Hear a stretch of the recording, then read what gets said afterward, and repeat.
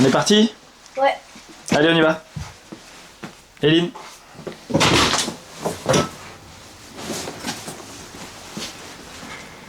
Des deux côtés, Laurent. Ça va, vous êtes en forme? Oui.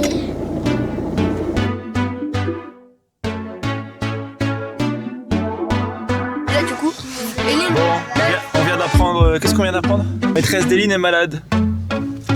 Haha, il y a hécatombe à l'école. Bon, les enfants sont déposés à l'école. Et là, à 9h, je dois récupérer les courses à Carrefour Drive, comme d'habitude, généralement, une fois par semaine. Donc on va y aller. Et puis à midi, j'ai rendez-vous aujourd'hui à Lille pour récupérer la clé d'un appartement. Donc vous voyez, quand je vous dis qu'on rayonne sur tout le Nord-Pas-de-Calais, j'ai rendez-vous à Lille, récupérer les clés d'un appartement meublé pour le mettre en location.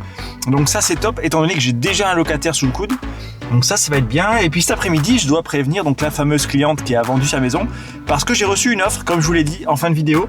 Il faut que j'avertisse la vendeuse tout simplement. Enfin, elle est déjà avertie, mais il faut que je lui dise le montant exact pour être sûr qu'elle accepte et puis fixer un rendez-vous pour la signature du compromis. Voilà.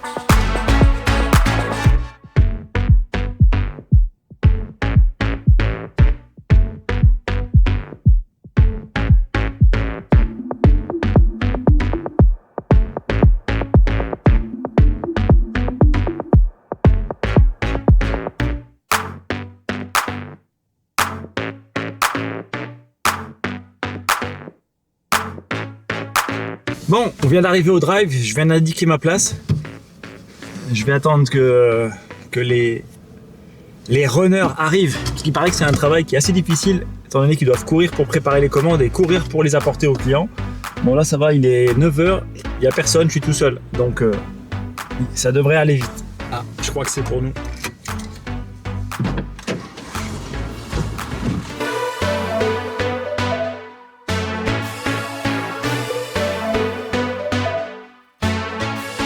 La dame elle m'a fait rire parce qu'elle n'arrivait pas à passer au-dessus du siège enfant qui est juste derrière, le siège d'Eline.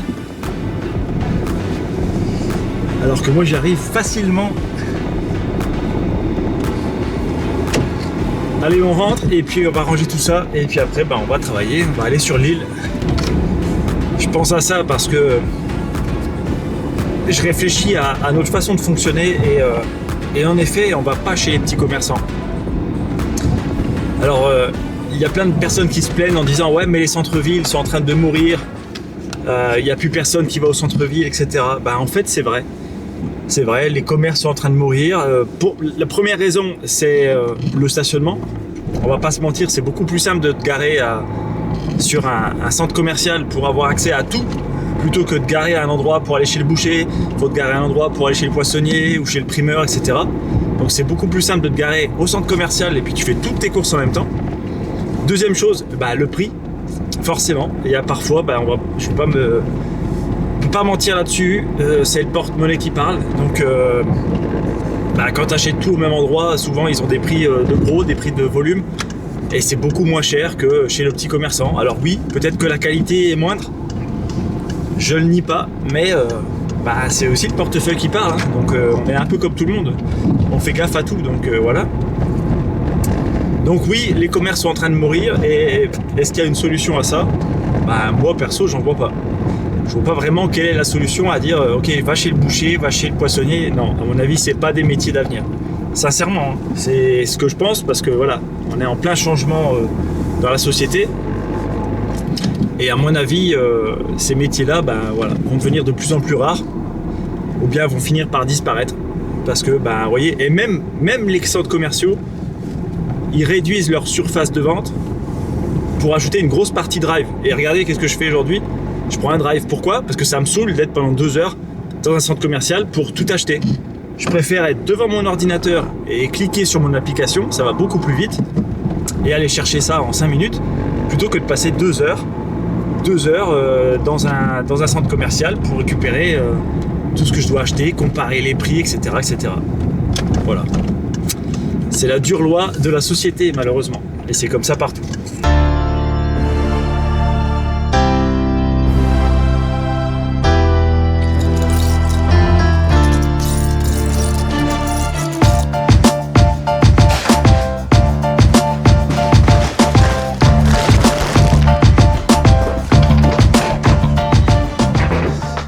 Bon, les courses sont rangées. Il est 9h49, tout va bien, les enfants sont à l'école, la maîtresse finalement est remplacée, parce que ce matin on a reçu l'information sur l'ENT comme quoi la maîtresse est souffrante et finalement la directrice vient d'envoyer un message en disant que voilà, il y a un remplaçant, donc tout va bien, je peux bosser tranquillement jusqu'à ce soir. Au programme aujourd'hui, donc je vous l'ai dit, j'ai un rendez-vous à midi à Lille pour récupérer les clés d'un appartement. Je vais vous emmener avec moi, comme ça je vais vous montrer l'appartement que je viens de rentrer. J'ai déjà un locataire dans les dossiers, donc ça c'est bon, il m'a envoyé tous les documents. Je vais programmer une visite cette semaine et puis une signature en fin de semaine. Comme ça, le logement sera occupé.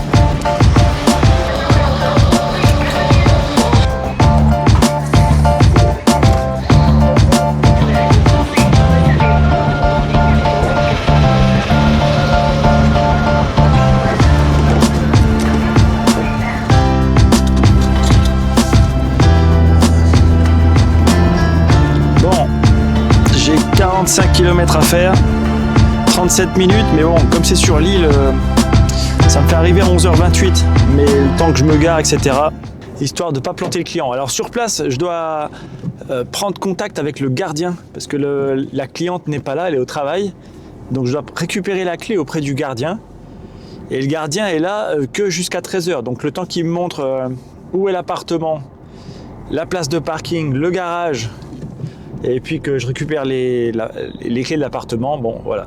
Je prends un petit peu les devants, j'y serai pour midi, donc c'est parfait.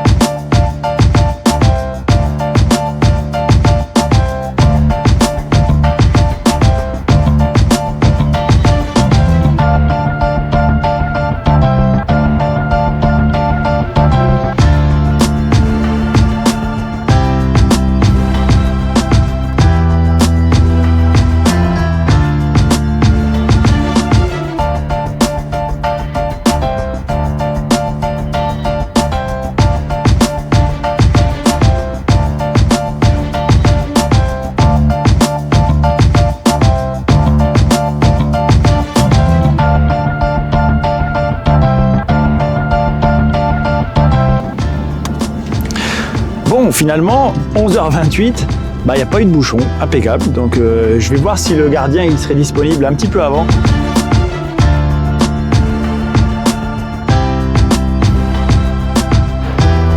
Bon, on vient d'arriver.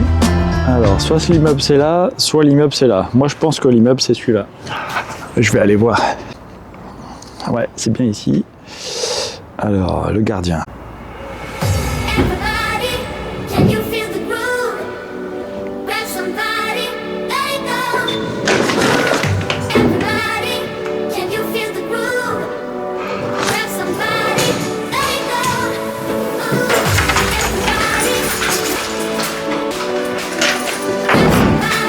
Ok.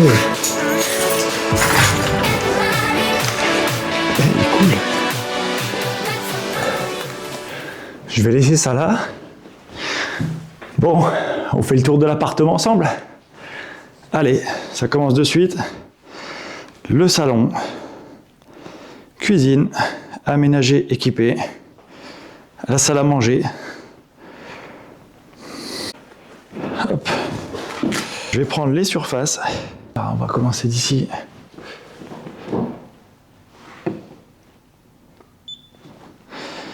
Salon séjour, 18 mètres carrés. Ouais, sympa. 4,46. Ça fait une pièce à vivre de 22 mètres carrés. Allez, on va faire le point. Alors ici, on a quoi? Placard à balai.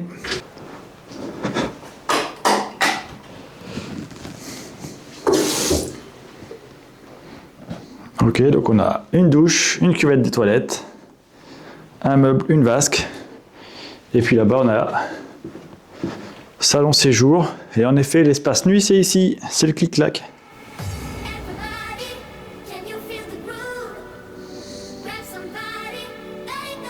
Alors, qu'est-ce que vous en pensez? Un petit appart bien sympathique pour un étudiant ou un jeune couple. Bon, sachant que l'espace nuit est c'est le salon clic-clac, avec la cuisine équipée, bien aménagée, beaucoup de luminosité, on est pas mal, et avec une place de parking attitrée et une cave. Donc ça c'est top, en résidence sécurisée, avec un gardien. On l'a mis déjà sur internet, j'ai déjà 2 dossiers pour cet appartement. Je vais revenir normalement demain soir à 18 h pour le faire visiter. Et puis si ça se concrétise, sans doute qu'on signera les papiers dans la foulée demain soir. Ça m'évite de revenir et de faire 200 km. Mais en tout cas, voilà, il est plutôt sympathique. Alors par rapport aux charges, il faut savoir que le chauffage qui est au gaz, c'est un chauffage collectif. Et dans les appartements, eh bien, les syndics installent ce genre de petit boîtier. Hop, c'est un compteur de calories. Ici, vous avez la quantité de calories qui a été utilisée par le locataire. Alors ça, c'est par radiateur. Ça permet justement de dire, ok, si vous chauffez trop, eh bien, trop, vous mettez à fond, eh bien, vous allez payer les charges en fonction de ce que lui aura calculé sur la consommation, sur l'énergie qui a été développée. Donc, c'est plutôt pas mal parce que, bon là, le chauffage n'est pas allumé, il fait très bon dans l'appartement, donc ça veut dire que si vous avez froid, vous l'allumez, eh ben, vous allez payer. Si vous n'avez pas froid, vous l'éteignez. Et du coup, on ne vous paye pas des charges. Vous ne payez pas les charges pour rien, ni les charges pour les autres locataires.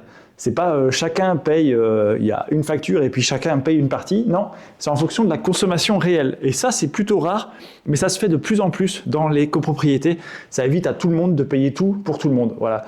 Au moins, vous êtes au réel, donc ça, c'est plus pratique. Bon, finalement, j'ai récupéré les clés un petit peu plus tôt que prévu.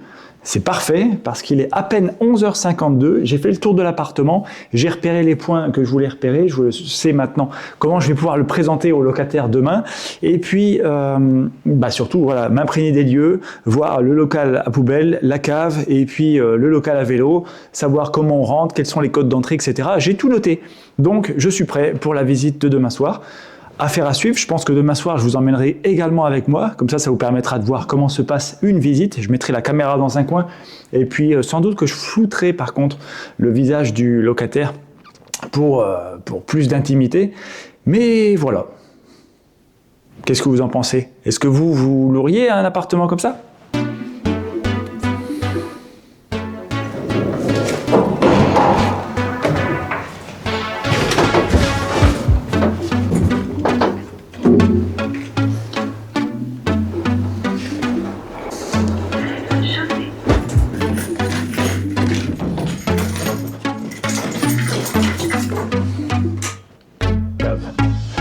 Voilà la cave. Toute petite cave, mais bon, espace de rangement.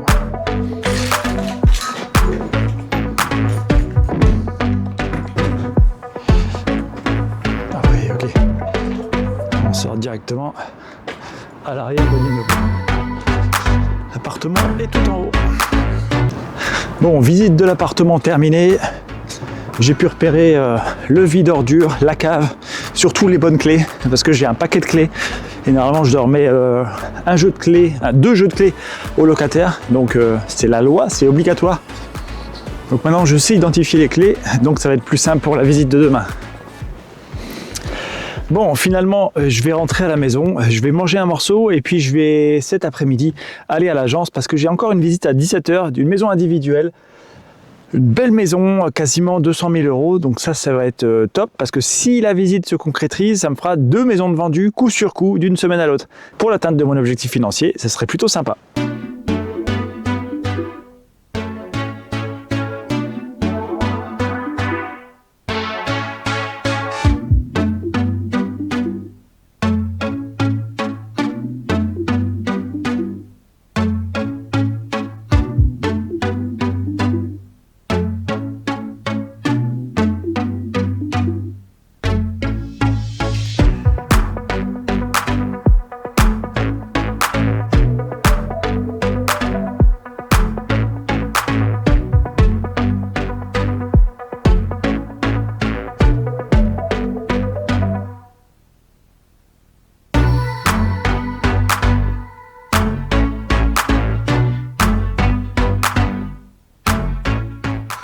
Arrivé à la maison, ça va être l'heure de manger et puis je vais partir à l'agence, je pense à 13h15 je vais partir à l'agence, donc j'ai 35 minutes pour manger. Je pense que je vais faire des sandwichs, ça va être vite fait. Et vous voyez, ce matin j'ai quand même fait 90,9 km. 90 km aller-retour juste pour récupérer les clés auprès du gardien. Et cet après-midi, c'est pas fini, j'ai encore une quarantaine de bornes aller, une quarantaine de bornes retour. Donc vous voyez, je fais quand même beaucoup de kilomètres avec cette voiture. Bon, c'est clair que quand je filme avec le micro cravate, la DJI, c'est de meilleure qualité. Donc là, j'ai essayé de le mettre sous mon col. Et ce matin, je l'ai caché dans mon écharpe. Donc le gardien, il a rien vu. Donc ça, c'est top. Et puis, ça m'a pas gêné plus que ça. Donc là, je teste. On verra si le son, au niveau du son, la qualité est bonne ou pas. Ou si on entend les frottements des tissus avec mon t-shirt et mon pull. Bref. On verra ça, mais ça fait un petit peu plus discret, vous voyez, ça se voit pas trop que j'ai un micro-cravate. Il est l'heure de manger. Hein. Alors, regardez-moi ça. 3 sandwichs, moins de 30 secondes pour les faire. Ça va être pareil pour les avaler, je vous rassure. Je vais me poser un peu et puis je vous reprends tout à l'heure quand j'irai à l'agence. Ah ouais, puis il y en a une qui chouine. Regardez où elle est. Elle a vu que j'étais rentré, donc maintenant elle gratte à la porte pour dire « Vas-y, viens, ouvre-moi ». Bon, je vais pas la laisser là. Je vais prendre mes clés et puis je vais lui ouvrir. Hop. Regardez, elle a entendu les clés. Elle est en mode « Vas-y, je rentre ».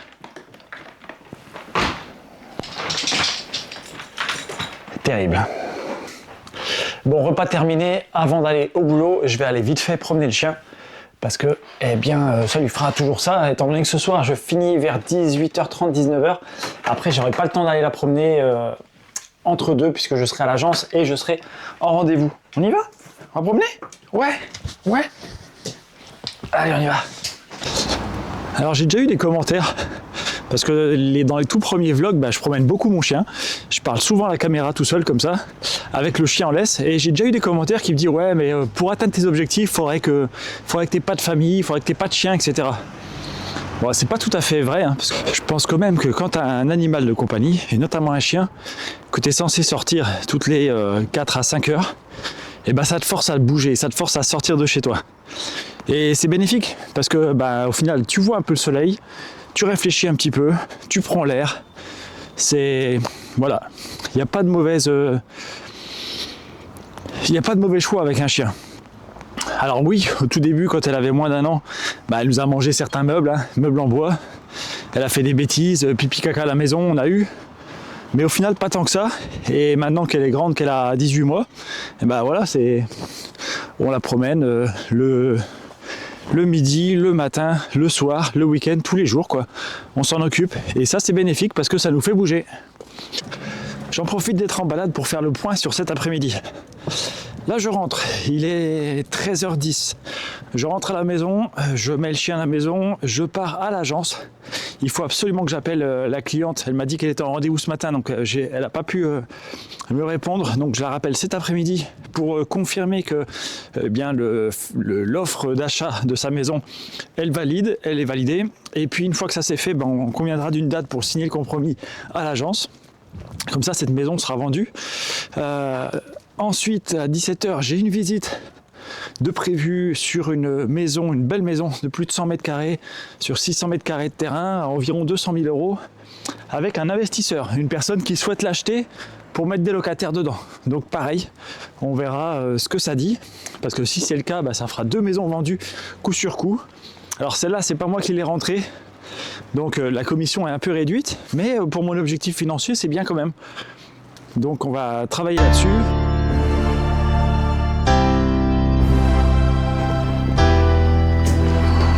À tout à l'heure.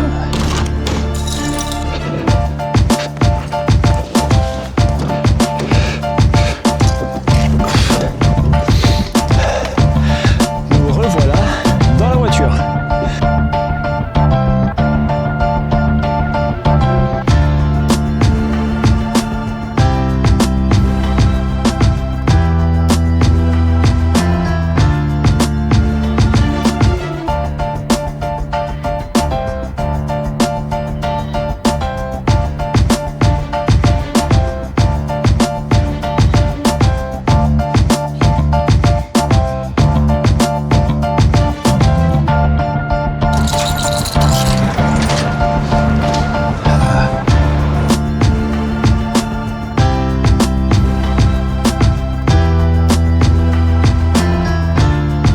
Allez, fini le travail à l'agence, direction la visite. On a rendez-vous à 16h45, 17h avec un investisseur. Donc on va lui montrer la maison, on va voir ce qu'il en pense et peut-être qu'il va l'acheter puis nous confier le bien en gestion. Ça serait top. Donc on va voir ça.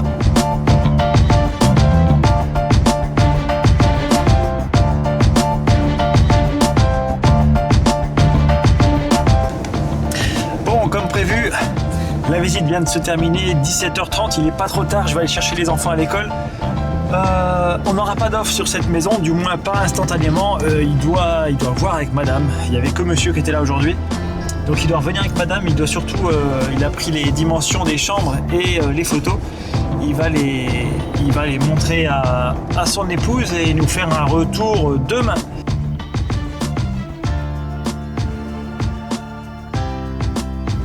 Bon, je viens d'arriver à l'école des enfants, il est 18h10, récupération des enfants. Le monsieur pour la visite de demain à Lille vient de me contacter, il me confirme le rendez-vous de demain 18h. Donc, voilà, bonne soirée à tous et à demain. Ça va Edine ?